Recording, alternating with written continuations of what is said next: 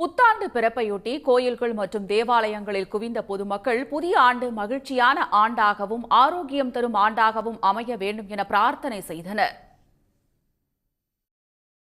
சென்னை சாந்தோம் தேவாலயத்தில் புத்தாண்டையொட்டி சிறப்பு திருப்பலி நடைபெற்றது.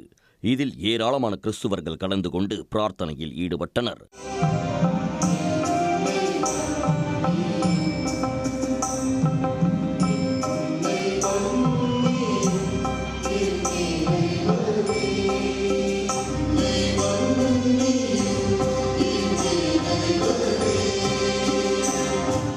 தாம்பரம் அடுத்த சேலையூரில் உள்ள அட்வென்ட் கிறிஸ்துவ திருச்சபையில் நடைபெற்ற சிறப்பு பிரார்த்தனையில் ஏராளமானோர் புத்தாடை அணிந்து புதிய வருட பிறப்பை உற்சாகமாக கொண்டாடினர்.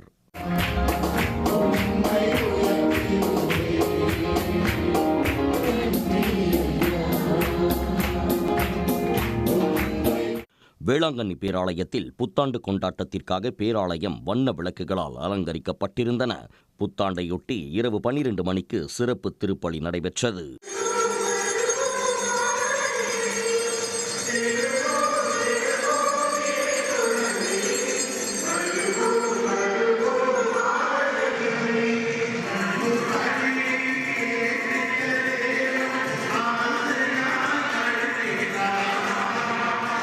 தூத்துக்குடி பனிமய மாதா பேராலயத்தில் நடைபெற்ற சிறப்பு திருப்பலியில் ஆயிரக்கணக்கான கிறிஸ்துவ மக்கள் பங்கேற்று உலக நன்மை மற்றும் அமைதி வேண்டி பிரார்த்தனை செய்தனர். போன வருஷம் ரொம்ப மழை சீற்றம், இதனால தூத்துக்குடியில் ரொம்ப பாதிப்பு வந்துச்சு.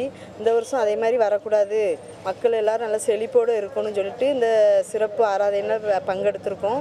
இதேபோன்று நெல்லை கத்தீட்ரல் தேவாலயம் மற்றும் திருத்துறைப்பூண்டி புனித லூர்து அன்னை ஆலயத்தில் புத்தாண்டு பிரார்த்தனையில் ஆயிரக்கணக்கானோர் பங்கேற்றனர்.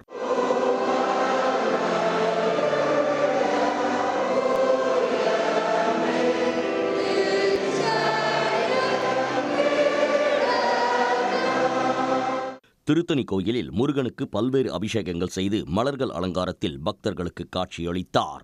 நள்ளிரவு 12 மணியளவில் நடைபெற்ற சிறப்பு பூஜையில் நடிகர் யோகி பாபு உள்பட திரளான பக்தர்கள் கலந்து கொண்டு வழிபாடு நடத்தினர்.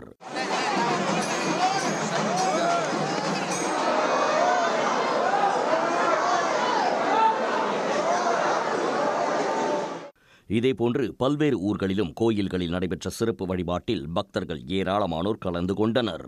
உடனுக்குடன் செய்திகளை தெரிந்து கொள்ள சன் நியூஸ் பெல் ஐகானை கிளிக் பண்ணுங்க.